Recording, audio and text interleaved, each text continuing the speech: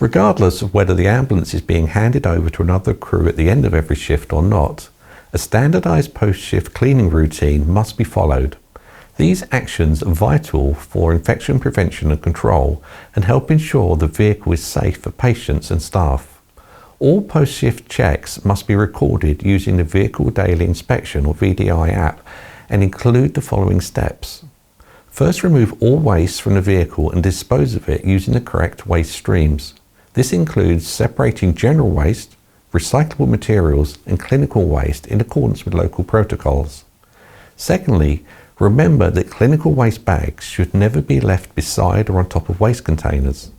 All clinical waste must be properly sealed and stored in designated areas.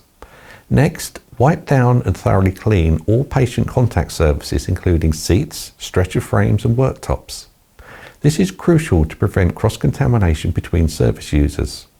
After that, replenish and replace all equipment and consumables used during a shift so the ambulance is ready and fully stocked for the next call-out. Floors must be swept and mopped using the correct authorised cleaning agents and the appropriate colour-coded mop and bucket per your organisation's cleaning protocol.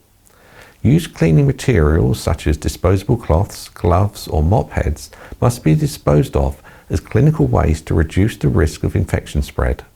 Finally, once all tasks are complete, wash your hands thoroughly, dry them using a disposable towel and apply hand sanitizer to maintain good hand hygiene.